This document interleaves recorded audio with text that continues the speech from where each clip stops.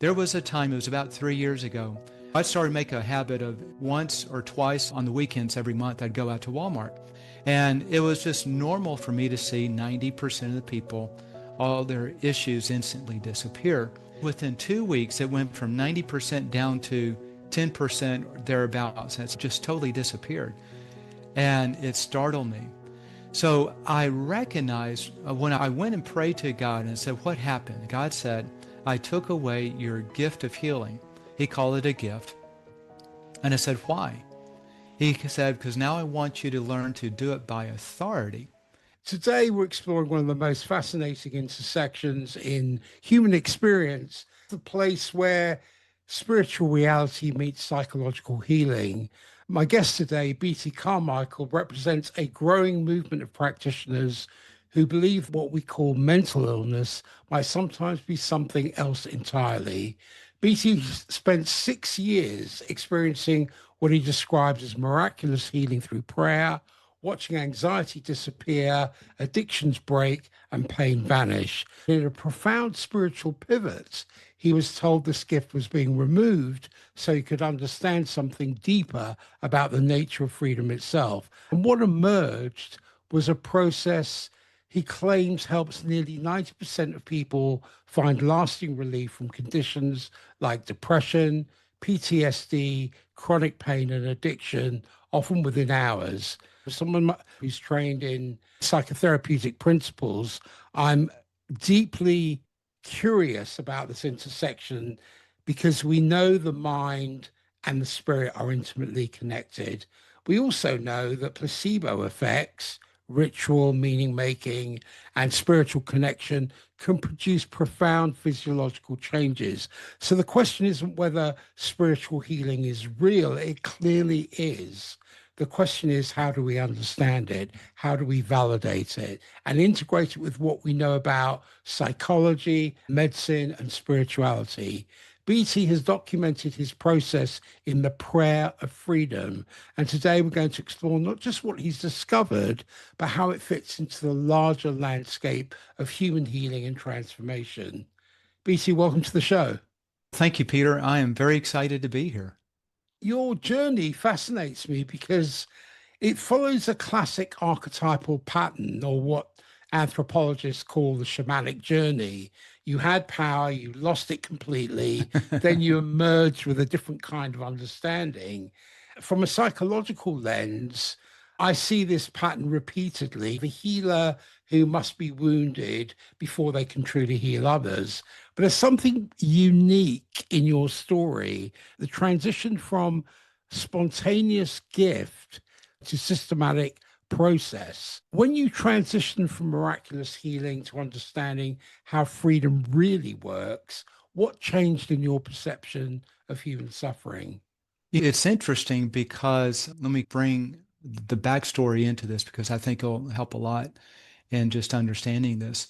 It was about 9 or 10 years ago that this creator God of the universe placed this burden in my heart, not a heaviness, but a burden to go pray for people for healing. I'm a business owner. I've been in business all my adult life. My generations past were all medical doctors, so I broke the mold, but it's like this mantle of healing was still somewhere deep within me. And I didn't know what to do with it. It took me about 6 months to figure out what to do with this. How do you pray for a healing? And then the bigger question is, I'm an introvert. I don't engage with people well, and I feel this desire to go walk up to someone and pray. So after about 6 months of that, I got the nerve to go pray for someone. I actually prayed for 18 people. I walked up to people that looked like they were in pain at a gas station, grocery store, Walmart, and a third of them, all of their pain instantly disappeared. And I'm not talking about just like they have a little bit of pain. One guy was on opioids to kill his pain. He'd been out of work for 3 years because the pain was too hard. And after just a short period of time, standing there at Walmart, it had all disappeared. Someone else was riding a scooter. She had arthritis, lupus, and degenerative discs in her neck and her back. She had a nurse assistant walking with her to pull things off the shelves at Walmart because she couldn't even lift her head up and down. So I prayed for her. And she says, all my pain's gone. I said, oh, were you really in that much pain? She gets up, she touches her toes, she moves her head all around. I'm talking to the nurse practitioner that's with her, or this nurse assistant. I said, how long have you been with this lady? She said, 2 years. I said, is she normally like this? She said, no, I've never seen her do this before. Miraculous type of stuff. Miraculous because we don't understand it. Another lady with RSD and other people with arthritis. Within a year, I was out praying for people. I would see 90% of the people, all of their symptoms instantly disappear, whether it's blinded eyes like glaucoma or deaf ears they couldn't hear, or all kinds of pain, anxiety, and depression. I started to get a sense, Peter, that what was happening was something in the spirit realm. A lot of people on the spiritual side of things speak in terms of dark energy and light energy. Dark energy being the bad energy. In the biblical terms, if anyone has a Judeo-Christian or Islamic background, the ancient Bible terms talks about spirits. It's all kind of this entity in the spiritual realm that does things in our being. I got a sense over the years that what was actually happening was something on the spiritual side disappearing. When that spiritual side disappeared, the physical manifestation, whether it was pain, anxiety, depression, deaf ears, tightness, or neuropathy, would instantly disappear. It was undeniable that as I prayed for people, their issues instantly disappeared and they could do things they could never have done with that issue. It was very demonstrable. But then it became clear that it was a spiritual entity. And so back to where your question was, you're asking the transition. There was a time, it was about 3 years ago, I started to make a habit of once or twice on the weekends every month, I'd go out to Walmart. And it was just normal for me to see 90% of the people, all their issues instantly disappear. Within 2 weeks, it went from 90% down to 10% or thereabouts. It's just totally disappeared. And it startled me. So I recognized when I went and prayed to God and said, what happened? God said, I took away your gift of healing. He called it a gift. And I said, why? He said, because now I want you to learn to do it by authority. And I understood, and he was talking about authority in the spiritual realm with these spiritual entities. By that time, I'd already understood that this was a spiritual issue, not a physical issue. And even though the doctor may have diagnosed it as a physical or mental issue, it was really a spiritual issue manifesting as a physical or mental diagnosis. I wonder, because you mentioned it went from 90% to 10%. How did losing that immediate power deepen your understanding? First off, it surprised me, it stunned me. And then it pushed me. Anytime in business you have something disrupt your business, like the market shifts, it forces you to take a deeper introspective look at what you do and how to overcome the shift. It forced me to take that deeper understanding from no longer the theoretical, I think this is just a spiritual entity disappearing when I pray, to now I've got to put that understanding to test and figure out a way to take a different approach to getting that thing out. So it forced me to go deeper in studying the ancient spiritual laws that you find in the ancient Bible texts. That was my source because it seemed to be very consistently accurate and true. So I went back into those things and I started to apply what I saw in the text. I went to Walmart and I started to apply it.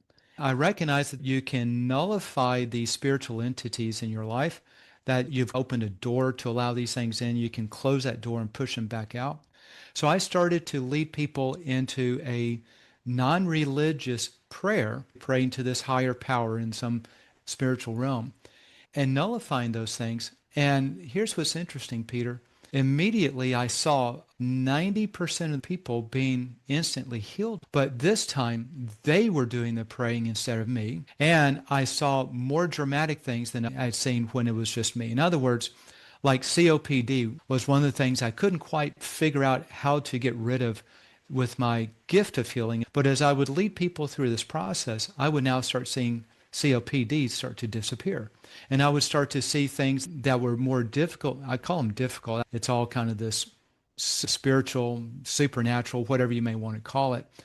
But I started or see things that were more difficult for me disappear. Fast forward to today, I called this approach the prayer of freedom and wrote a book about it with the same title. One of the things I never saw when it was me is people would have addictions and I would never be able to see them break that addiction. But today, I volunteer teach at an addiction recovery center, and all I do is I give them my book. My book has the step-by-step work plan that I formulated over these years. They go through the step-by-step work process and pray through it. And I'm seeing 9 out of 10 of those ladies, all of their addictions leave, all of their mental illnesses leave.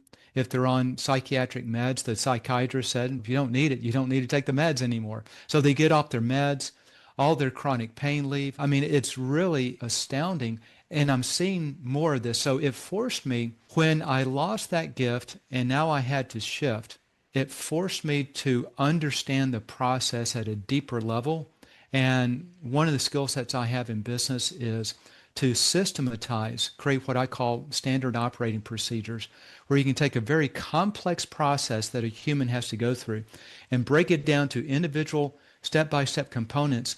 So as you bring a new employee on board, they don't have to understand what they're doing. They just have to follow the list. And if they follow the list, then they execute that very complex process perfect every single time.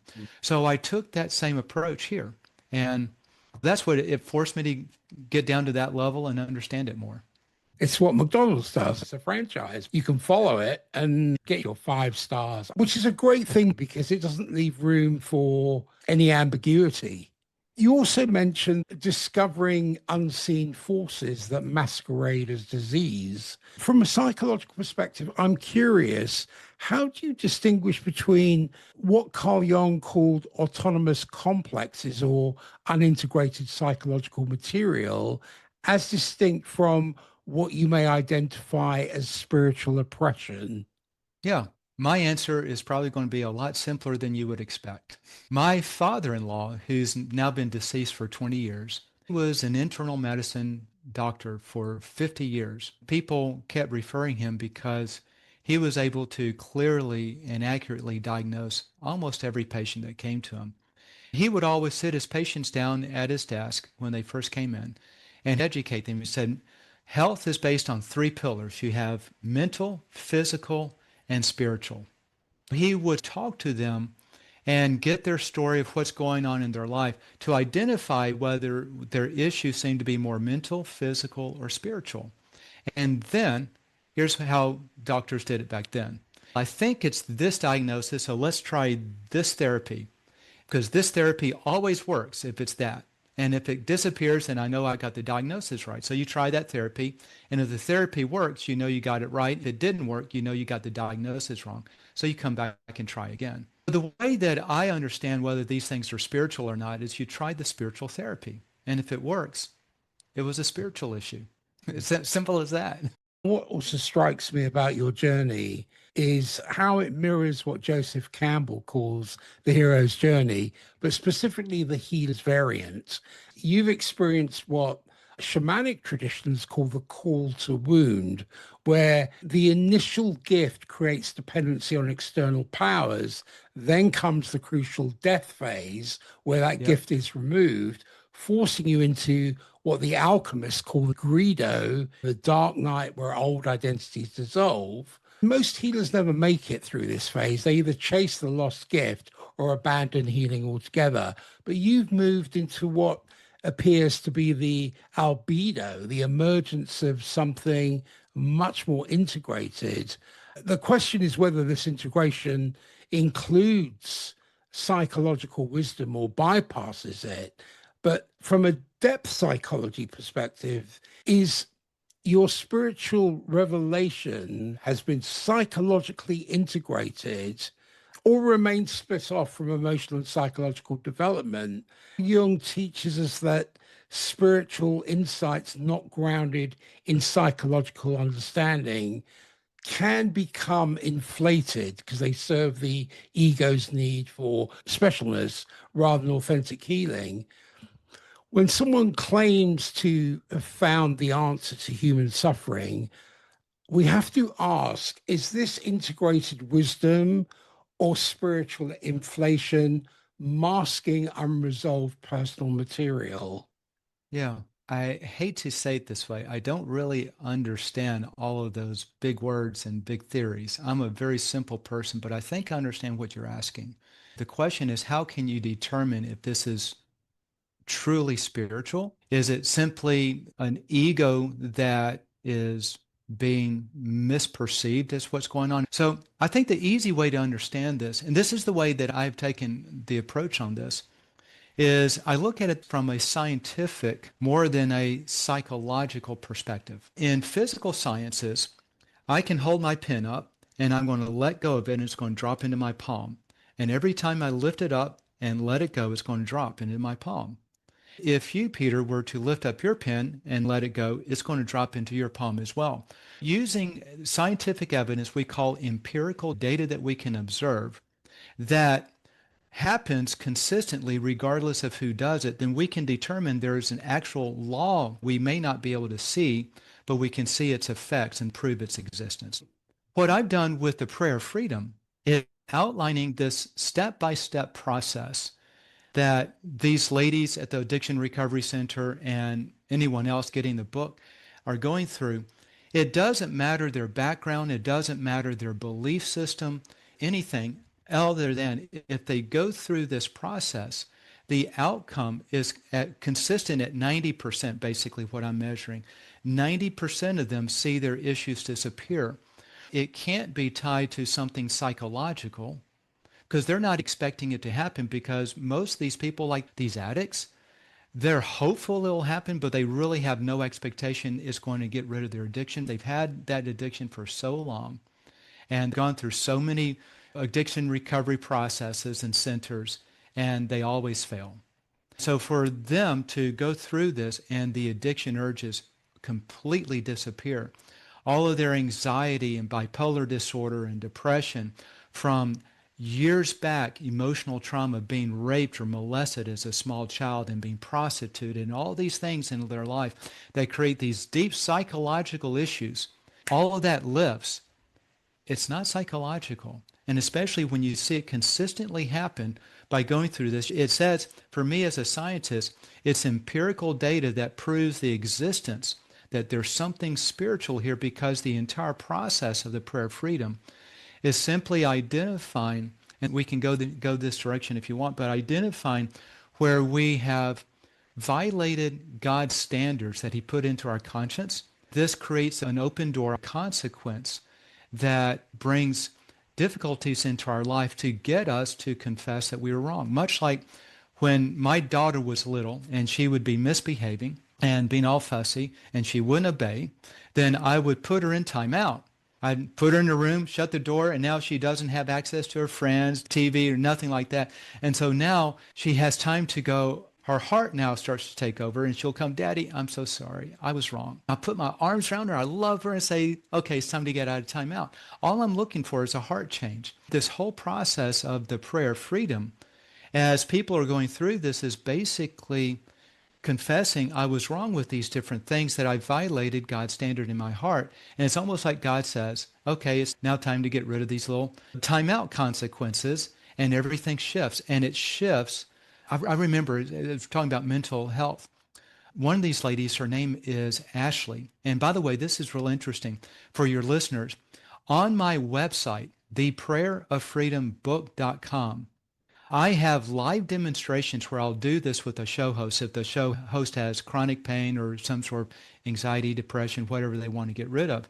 And I've got demonstrations on my website, theprayeroffreedombook.com, where I'm doing a show and I'm walking the person through this live, and their anxiety and depression, heavy anxiety and depression of 26 years instantly leaves. Or their neuropathy of 15 years, that's chronic pain in their legs, instantly leaves. One of these ladies, and I'll mention this because this lady is also on camera testimonial there. Her name is Ashley. She was molested and raped at 7 years old by her dad and uncle, if I understand the story. She goes into this deep anxiety, bipolar disorder, depression. She didn't know how to handle it. She was diagnosed officially at age 14 with anxiety, bipolar disorder, borderline personality disorder. By the time she was at the Addiction Recovery Center, she's in her mid-20s. She's taking 400 milligrams a day of Seroquel just to calm nerves. She's on Buspirone. She's on Zoloft. She goes through this process, and she says, literally, the next day I woke up and I was totally fine. I didn't fear anymore. I didn't have anxiety anymore. I went to the psychiatrist and she said, if you don't need the meds, don't stop taking them. So she just stopped taking all those meds cold turkey, and she's been totally perfect. It wasn't a psychological change. It was a spiritual change by handling, from a spiritual standpoint, what the issues that came into her life in those early years that had been tormenting her all these years. And once she learned how to turn it off spiritually, it all disappeared. If you go to that website and look at those live demonstrations, it's really amazing. One guy was in professional Canadian football for over 20 years ago, damaged his knees, in constant pain, and right there on the show, all the pain disappears. First time in 20 some odd years, it's been out of pain. Another lady has neuropathy that in her legs on a scale of 0 to 10 has been an 8 for 15 years. What happened with her? All she did is she forgave someone who hurt her 15 years ago. And so unforgiveness is a spiritual issue, not a psychological. And because it's a spiritual issue, when she forgave the person, just simply spoke out, I forgive that person, literally the neuropathy instantly disappeared. I started to bring to her mind, do you see the correlation? You've had unforgiveness for that person 15 years. You've had neuropathy 15 years. You forgive the person and get rid of the spiritual root, and the neuropathy leaves. That's the pattern on every single one of these things. And it's really powerful to watch it. You also raised something quite profound, which I think deserves careful exploration, the possibility that millions of Americans might be treating symptoms without addressing root causes. Yes. I wonder whether this is the suffering, this kind of neurosis may be the suffering of the soul, which has not discovered its meaning. Yeah. And I'm genuinely curious about the practical aspects of discernment. And if you can help me understand your discernment process. So when someone comes to you and say, diagnosed bipolar disorder, how do you determine whether they're experiencing a neurobiological cycling versus spiritual oppression? What are the markers you look for? I see these patterns in my mind's eye. Most people don't. So this is, call it a special gifting that God gave me to uncover this, right? Because everything in my life, from the gift of healing to then taking away, was all a training ground for me in understanding these at a deeper level. And he started to show me these patterns. So I can just hear someone's story and go, that is a spiritual torment. And so when someone comes up to me and says, I have bipolar disorder, can you help me? Or they have anxiety or whatever it is, I actually don't try to diagnose it. I simply have found that I measured it statistically at the Addiction Recovery Center at 87%. I was teaching 3 classes at the time, and I gave everyone a sheet of paper where they would list out all of the issues they currently experience. So addiction for sex and pornography, drugs and alcohol, chronic pain and mental illnesses, they would list out. They would make this list, and it's a long list of most of these people are suffering with lots of issues. As they went through the prayer freedom process entirely on their own, I had them regrade their list. They had graded the intensity before they started and the intensity after they started, after they finished. And 87% of those women, all of their issues disappeared. What that told me is the vast majority of these things we're dealing with have a spiritual root. So rather than trying to diagnose, is this a psychological issue or a spiritual issue? Because nearly 90% of the time it goes away with the prayer freedom, I start there first because it's so simple. It doesn't cost anything. It takes less than a day.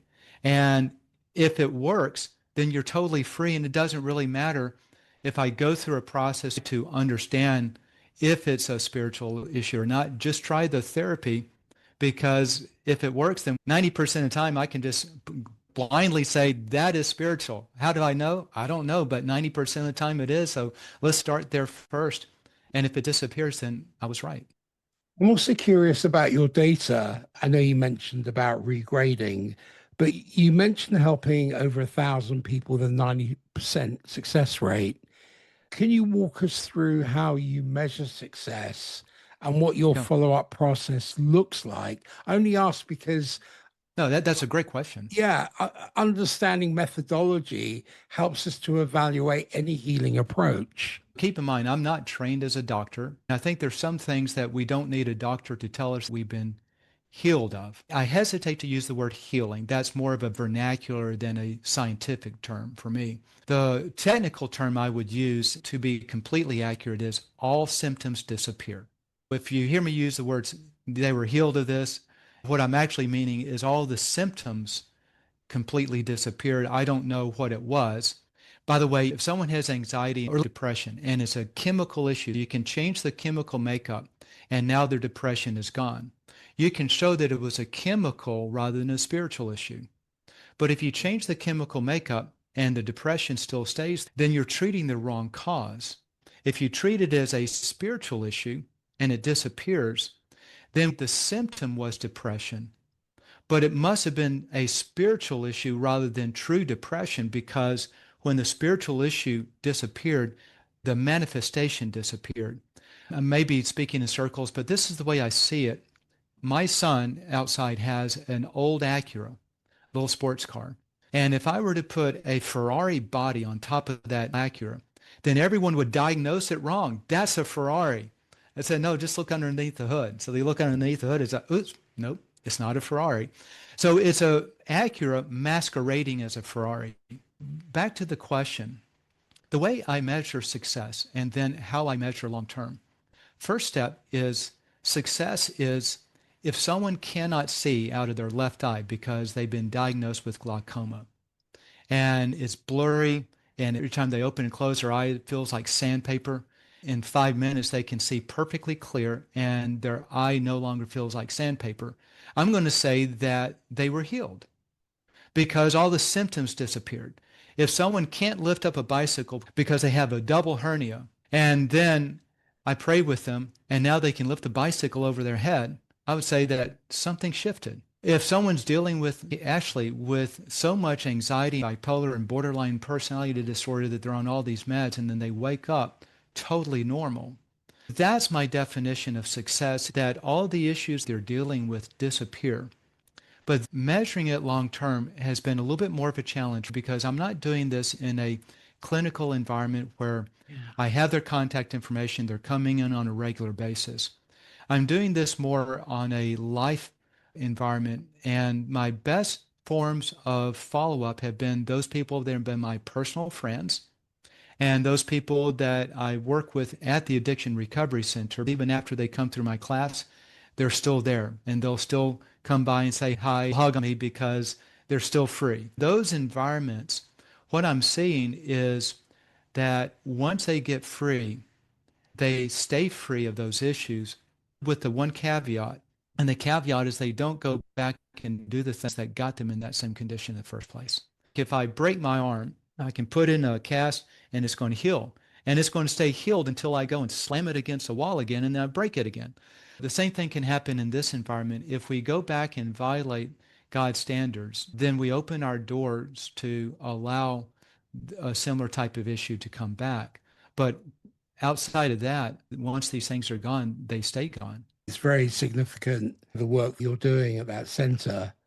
In my experience working with people from a psychotherapeutic lens, I've noticed that rapid symptom relief can sometimes bypass necessary psychological integration. When someone's been depressed for years, that depression may have been protecting them from overwhelming trauma or Yeah. unbearable life truths. So if we remove the depression spiritually without addressing the underlying psychological patterns, what happens to that protective function? I'm not doubting spiritual healing. I'm asking how we can ensure spiritual intervention supports rather than bypasses Yeah. psychological development? I think that's a really great question, and I appreciate you asking it because the actual process of getting rid of depression from a spiritual standpoint is addressing that psychological wounding that happened that caused the depression. Okay. So if someone's got, let me go back to Ashley, for example. So she had PTSD from those nasty things men did to her at an early age. She had anxiety, and that created all these other issues in her life. So by going through this process, she's going back to the time that she had that trauma happen to her. And she's releasing and letting go the psychological and emotional grip that had on her. Because she's handling it at the root, the manifestation of that root is disappearing. The easy way to understand this maybe is if I take that psychological trauma, let's call it molestation and rape for her, those are roots. And if it's a weed in my yard, then it's going to grow up and produce some sort of blades and weeds onto the ground. A lot of times with medications, we just try to cut the yard and trim the weeds down to the grass level so you can't see it. It controls, and we keep cutting the yard, trying to say it doesn't exist because you can't see it because I keep cutting the yard. But yet it keeps cropping back up. The only way to get rid of the weed blades is to get rid of the root of the weeds. The only way to get rid of the depression or anxiety is you get rid of the root, which is that psychological trauma.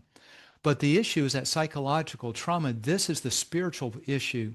It has a psychological component, but there's a spiritual component that's really the driver.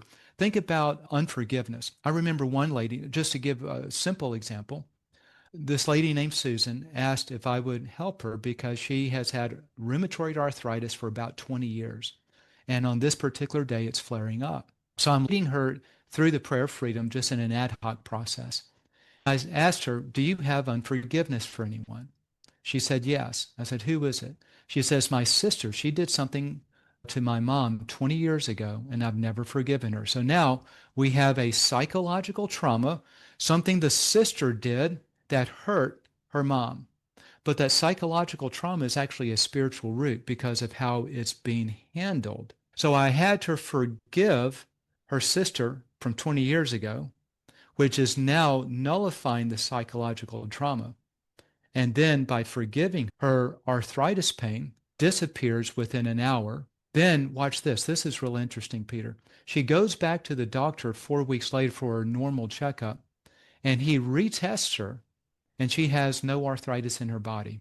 In fact, he said, your body shows no signs of ever having had arthritis. Yet she'd been tested and diagnosed with rheumatoid arthritis. So what you have is the psychological trauma of what her sister did to her mom that created a spiritual root of unforgiveness. When she lets go of the unforgiveness, it lets go of the psychological trauma and it all disappears. What you're describing touches on the multi-layered nature of human suffering. We might have someone whose depression has genetic components, traumatic psychological roots, spiritual disconnection, or oppressive social circumstances. Most healing approaches only address usually one layer. What I sense you seem to be saying is the spiritual layer is primary, but it's often diagnosed as other layers. Yes, that's it. That's exactly it. How do you work with cases where someone clearly has both spiritual and psychological trauma that needs integration? Do you see these as separate issues, or is your process designed to address those multiple layers simultaneously? It doesn't address them. So mine is strictly a spiritual modality. So I don't understand where the spiritual versus the purely psychological lines cross. So I always start with the prayer of freedom because it's simple, quick, inexpensive, and highly effective. Anything that remains is likely not spiritual. And so now you can address only that part psychologically with someone who's trained to do it psychologically because I'm not. I guess you go to the doctor and he says, you need to take these medicines, but I need to send you to a specialist because you got this other issue too. Okay, so you've been treated by two doctors with two specialties. That's the way I would see this. I'm interested in your perspective on cases that may not respond to your process, are there patterns you notice in that 10% where spiritual intervention doesn't create the freedom you typically see? Or has I that never do. happened? Oh, No, no, that happens not a lot, but I think the 90% indicates that there's 10% that this doesn't help with. And sometimes that 10%, if I get involved, now keep in mind, I'm not involved with people anymore because if I were to work with someone, I'm just going to take them down the same step-by-step process that's actually the guided outline in my book. It has a worksheet and everything that they just go through. It makes no sense for me to work with them until they've gone through my book because that's the first step.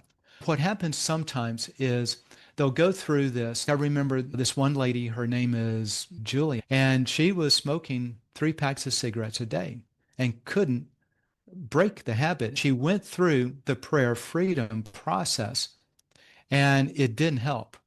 And another man, our pastor, who understands the same thing, realize that sometimes there's a spiritual connection that creates these issues with someone else. This gets a little bit complex to describe. But he said, did you break that spiritual connection with whoever taught you how to smoke cigarettes? She said, no. And he said, who was that? She said, it was my babysitter when I was 10 years old. She taught me how to smoke and gave me my first pack of cigarettes. They broke the spiritual connection, the negative spiritual connection with that person. Because if you think about trauma, right? If you think about starting to smoke is the equivalent of a psychological trauma, you have to go to the root of the issue. The root of this issue was the initiation of how you start smoking. She broke the negative spiritual connection with that person, her babysitter, and she walked out of that person's office never smoking cigarettes again. So sometimes when someone goes through the prayer of freedom, if they miss the original root, then it won't disappear. There is additional opportunity to uncover if there's a root there and to turn it off, and then the issue disappears. But a lot of times it's not disappearing when you go through the prayer of freedom because it wasn't a spiritual issue. Here's an easy way to explain it. When I had my gift of healing, I would be at Walmart and someone has tennis elbow. I pray for their tennis elbow and they would be instantly healed. No more tennis elbow. They'd have pain in their lower back and I'd pray for them and the back would be instantly healed. Healed, meaning the symptoms gone. Then I come home, my wife has tennis elbow and my son has lower back pain. So I pray for them and nothing happens. What does that mean? More than likely, the people at Walmart had a spiritual issue and my family had an actual physical issue. And so the spiritual modality doesn't apply to a physical issue. It only applies to a spiritual issue manifesting as something physical.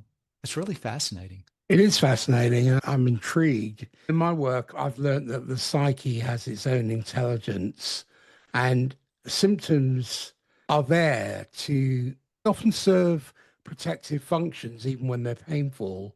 It was Carl Jung who called it the wisdom of the symptom. So when someone's anxiety has been protecting them from trusting people who might hurt them, or their depression has been slowing them down so they don't rush into overwhelming situations, removing the symptom without understanding its function can sometimes create new vulnerabilities. How does your process account for the protective intelligence that symptoms might carry? I've never seen that happen. It seems like the symptoms are a one-to-one relationship. I think what you're describing, and I'm not sure because I'm not a psychotherapist. So you're using things that are in your lens that are foreign to me, and I'm listening to this, I'm going, that makes sense, but I don't see it in my work. It may be that in some of those observations you're sharing, people are seeing how certain symptoms in people's lives may be protectors or indicators of other things going on. For me, I see the symptoms as a one-to-one relationship. There is a single spiritual root creating the symptomatic issue, whether it's smoking cigarettes, whether it's addiction, whether it's anxiety. And when you get rid of that singular root, that singular issue disappears. So I don't see these issues in my line of work doing anything else other than they're there for that one reason, because we've opened a door. If there is something going on over here that's a symptom, that's actually protecting someone from someone. Something like there's something called, and now I'm way out of my line, so I think it's called multiple personality disorder, where you have a horrible trauma at an early age and your mind closes off that part of your memory. Okay. So that's a protective thing. What's interesting, and this goes back to your question about those people who this doesn't affect. I remember talking to one lady at the Addiction Recovery Center, and while all the other students in my class, they're seeing all their stuff drop off and disappear, hers, there was no movement.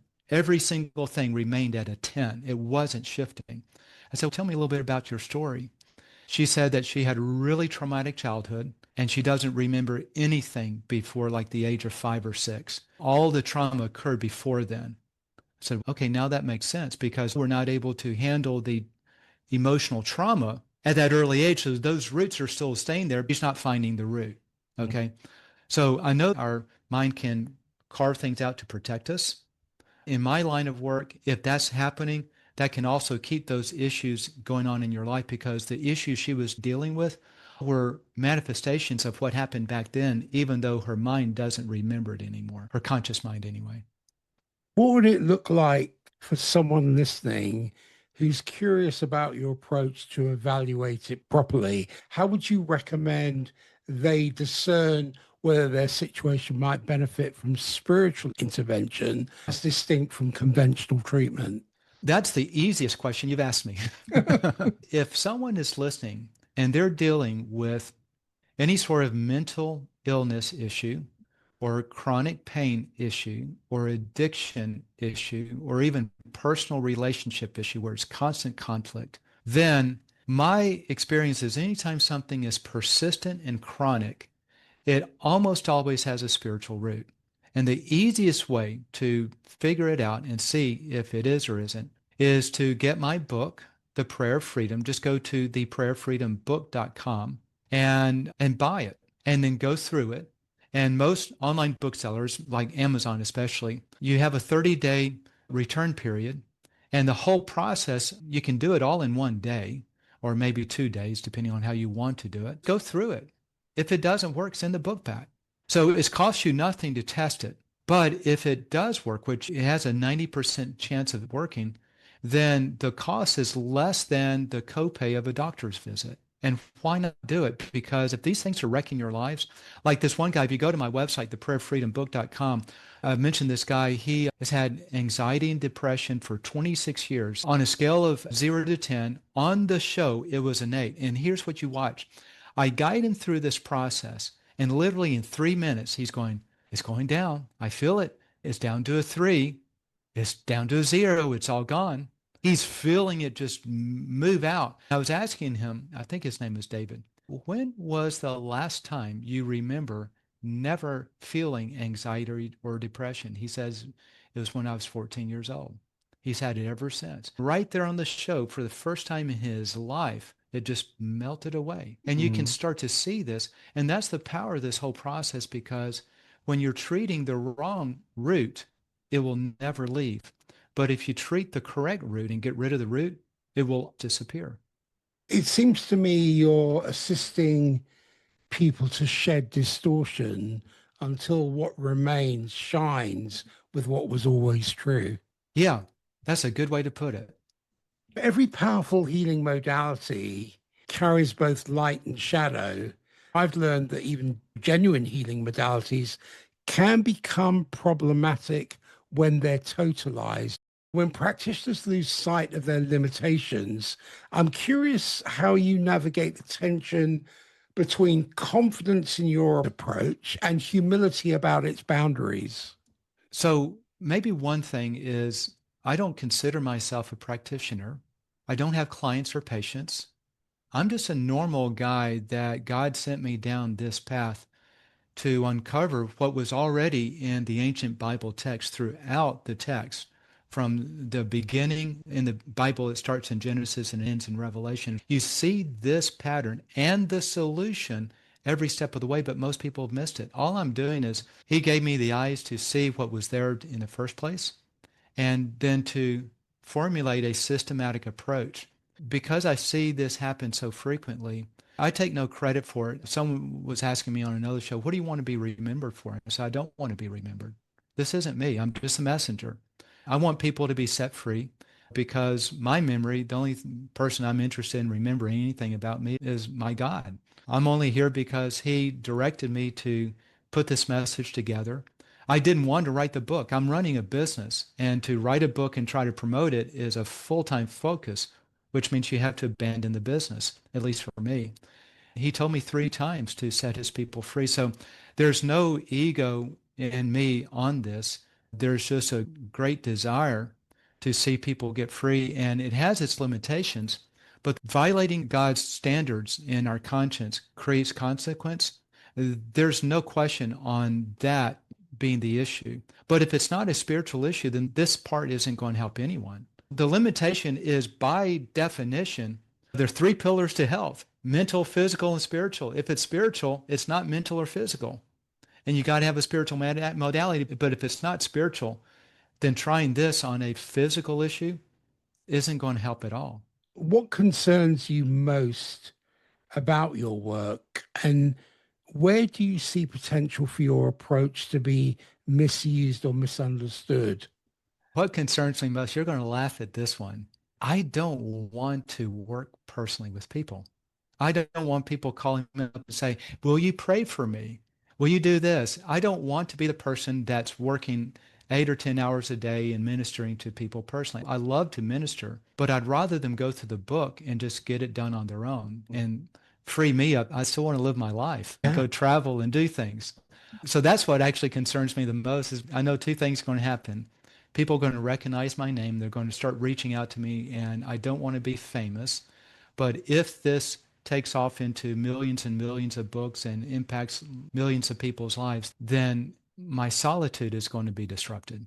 The other question, the thing I fear the most, or where this can be twisted, I think where it can be abused and misunderstood is people purposely twisting the narrative. Like we see this right now here in America in the political spectrum. Both sides constantly twist the narrative to try to attack the other person without trying to help the populace as a whole, but simply to attack an opponent.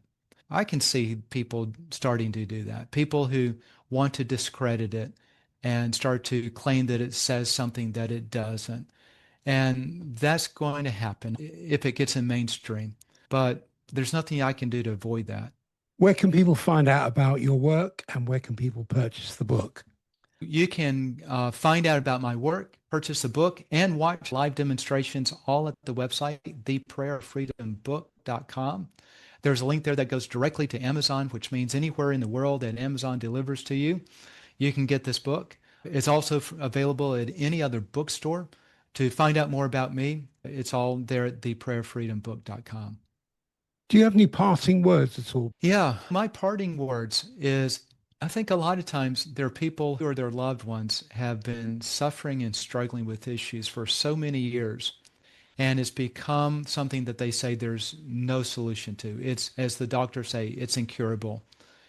And I just want to encourage you that whether it's a mental issue, whether it's a physical issue, chronic pain, or anything else, I have seen so many things completely disappear. If you go to theprayerfreedombook.com and start watching some of the video testimonials, you'll see people that had broken bones instantly healed because there was a spiritual root. You'll see people with PTSD, mental illnesses, addictions, and all kinds of trauma and everything else. And it starts to show me that there's so much more out there that we don't understand. And there's hope. If you want hope for freedom for you or your loved one, check out the Prayer Freedom book. Just go through the simple worksheet. The book tells you what's going on, but the worksheet portion is only a handful of pages. And the whole thing, you can do it all in a day if you want to. And it's really powerful. So there's still hope, and I would encourage everyone to try it. That's fantastic. I want to thank you for being willing to engage in this in-depth exploration with such openness and vulnerability. Your work clearly emerges from a genuine desire to help people find freedom from suffering, and that intention deserves respect, regardless of where we land on methodology or validation. Some of the questions I've asked today come from my own passion for authentic healing and my responsibility to the audience to explore these intersections with both curiosity and rigor. I appreciate your willingness to let me examine your work through multiple lenses. That takes courage and suggests a genuine confidence. I think for listeners, I will encourage you to sit with the simplicity of prayer for freedom and what we've explored today. Neither dismiss spiritual healing because it challenges conventional frameworks, nor accept it uncritically because it offers hope. I think the path forward lies in integration, honoring both the mystery of spiritual transformation and the rigor of evidence-based evaluation. True healing requires both faith and discernment, and both openness and wisdom. Thank you, Beatty, for the work that you do, which I see as holy work.